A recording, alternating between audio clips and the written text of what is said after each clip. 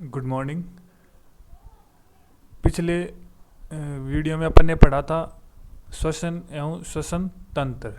आज अपन पढ़ेंगे रक्त एवं रक्त परिसंचरण तंत्र। जो हमारे शरीर के अंदर एक तरल पदार्थ होता है जो रक्त होता है, रक्त के बारे में पढ़ेंगे कि रक्त हमारे शरीर को क्यों आवश्यक है, कहाँ बनता है, कैसे काम करता है, कैसे हमारे शरीर को जो पोषक तत्व है, ऑक्सीजन है, कार्बन डाइऑक्साइड है, इनका परिवहन करता है। अब देखो, रक्त एवं रक्त परिसंचरण तंत्र आज का टॉपिक है। तो इसके अंदर हम सबसे पहले आज अपन पढ़ेंगे रक्त के बारे में। ठीक, तो रक्त क्या होता है कि रक्त जो हमारे शरीर के अंदर होता है उसका काम क्या होता है। रक्त हमारे शरीर के अंदर जो ऑक्सीजन जो अपन वायु से ग्रहण करते हैं उस ऑक्सीजन को पूरे शरीर में पहुंचाना, और जो भोजन करते हैं उसके अंदर जो पोषक तत्व होते हैं उनको पूरे शरीर में पहुंचाना, ये काम किसका होता है? रक्त का होता है। ठीक है, अब अपन देखते हैं कि रक्त में किस टाइप का होता है, क्या होता है, उसके बारे में अपन जानते हैं। तो सबसे पहला पॉइंट है कि रक्त एक प्रकार का संयोजी उत्तक होता है। ये एक प्रकार का संयोजी उत्तक होता है। दूसरा, रक्त पोषक तत्वों, जो पोषक तत्व अपन भोजन खाते हैं उसके अंदर जो कार्बोहाइड्रेट, वसा, प्रोटीन, ये सब होते हैं, ये और ऑक्सीजन व कार्बन डाइऑक्साइड का परिवहन करता है। रक्त क्या होता है? हल्का क्षारीय तरल होता है। रक्त क्या होता है? जो थोड़ा तरल होता है, क्षारीय होता है। ठीक है, जिसका पीएच मान लगभग 7.4 होता है। रक्त क्या होता है? हल्का क्षारीय होता है जिसका पीएच मान 7.4 होता है। सामान्य व्यक्ति के शरीर में लगभग 5 लीटर रक्त होता है। ये हमारे जो मानव जो बॉडी है उसके अंदर लगभग 5 लीटर रक्त हमारे शरीर के अंदर रहता है। हमारे शरीर के अंदर रक्त का निर्माण अस्थि मज्जा में होता है। हमारे अंदर जो रक्त बहता है उसका निर्माण कहाँ होता है? अस्थि मज्जा में होता है। भ्रूण अवस्था में जो छोटे बच्चे होते हैं, जब बच्चे माँ के पेट में होते हैं, भ्रूण अवस्था में, ठीक है, भ्रूण अवस्था व नवजात में रक्त का निर्माण प्लीहा में होता है। ठीक है, जब बच्चे छोटे होते हैं तो उनमें रक्त का निर्माण कहाँ होता है? प्लीहा में होता है। रुधिर का तरल भाग, भाई रुधिर में एक तो तरल भाग होता है और एक ठोस भाग होता है।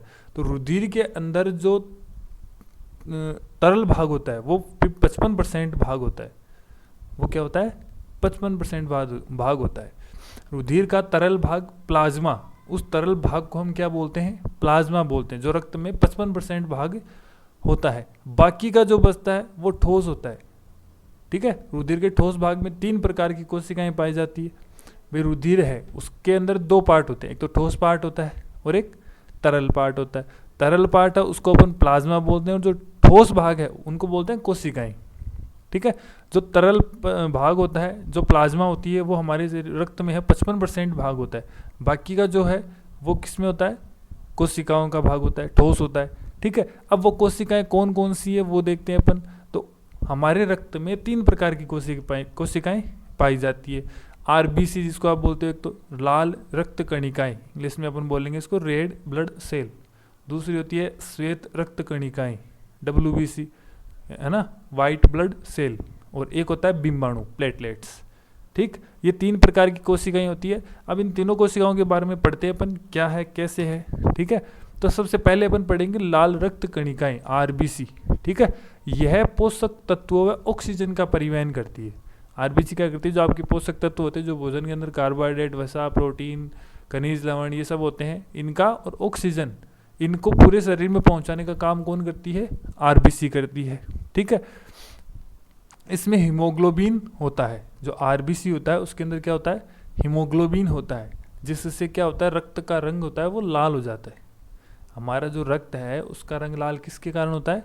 हीमोग्लोबिन के कारण होता है। ठीक है, आरबीसी क्या करती है? एक तो पोषक पदार्थ और ऑक्सीजन को पूरे शरीर में पहुंचाने का काम करती है, और इसके अंदर क्या होता है? हीमोग्लोबिन होता है, जिसकी वजह से हमारे खून का रंग क्या होता है? रक्त का रंग क्या होता है? लाल होता है। यह केंद्रक विहीन कोशिका होती है। जो आपकी आरबीसी कोशिका है इसके अंदर केंद्रक नहीं पाया जाता है। ठीक है, और इसका जीवन काल, एक कोशिका, आरबीसी की एक कोशिका है, उसका जीवन काल 120 दिन का होता है। 120 दिन के बाद में वो नष्ट हो जाती है और नई कोशिका बनती है। ठीक, ये हो गई आरबीसी। अब अपन बात करते हैं श्वेत रक्त कणिकाएं, WBC की। तो WBC देखिए कि ये शरीर को प्रतिरक्षा प्रदान करती है। अब प्रतिरक्षा क्या होती है?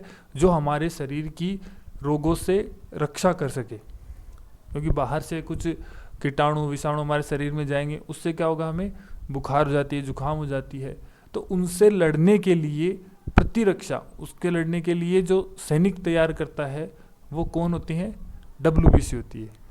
ठीक है, हमारे शरीर के बाहर से अंदर जाके कोई अटैक करेगा तो उनसे हमारे शरीर को बचाने के लिए WBC सैनिक तैयार करेगी, है ना, प्रतिरक्षा बनाएगी।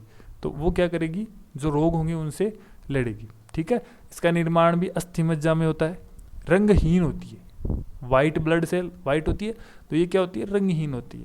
श्वेत रक्त कणिका 3 प्रकार की होती है। अब WBC भी क्या होती है, 3 प्रकार की होती है। एक तो होती है कणिकाणु और अकणिकाणु, 2 प्रकार की होती है। कितने प्रकार की होती है, 2 प्रकार की। एक तो होती है कणिकाणु और दूसरी होती है अकणिकाणु। तो कणिकाणु में क्या होता है, कणिकाणु भी 3 प्रकार की होती है। एक तो बेसिलोफिल होती है ना, बेसोफिल, न्यूट्रोफिल और इयोसिनोफिल।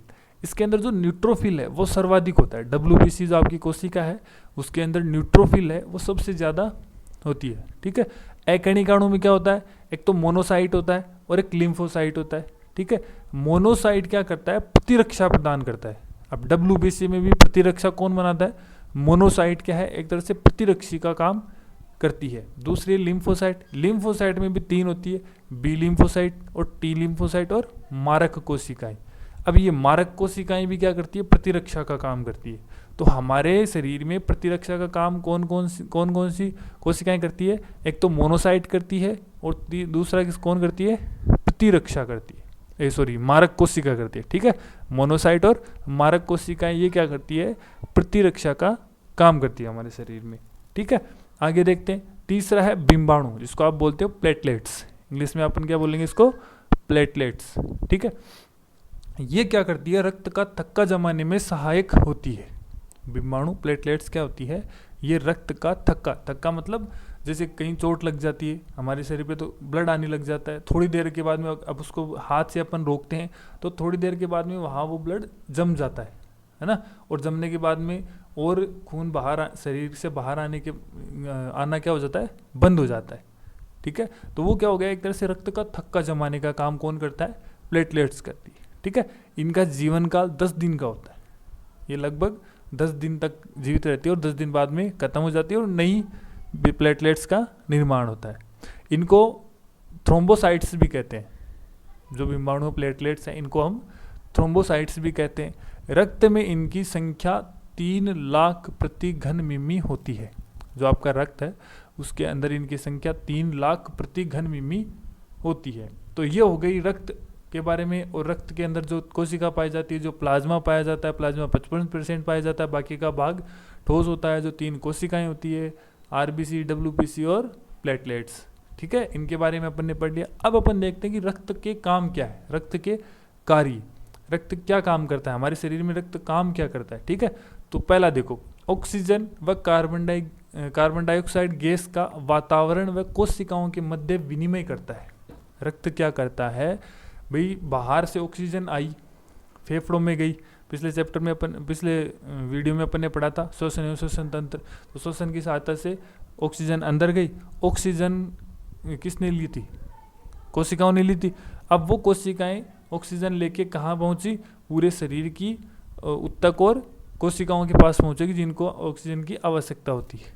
ठीक है, दूसरा जो आपके पोषक पदार्थ है जो आपके उनको लेके पहुंचेगी।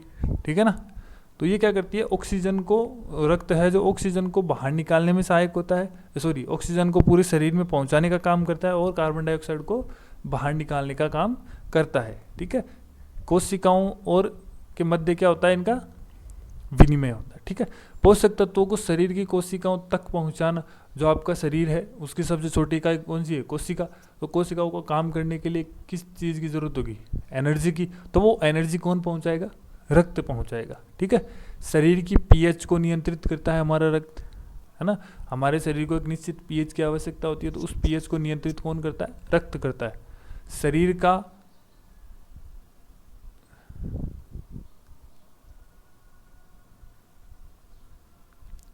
शरीर का ताप नियंत्रित करता है ना, ये क्या करता है, शरीर का पीएच नियंत्रित करता है। दूसरा, शरीर का ताप नियंत्रित करता है, हमारे शरीर का टेम्परेचर नियंत्रित करता है।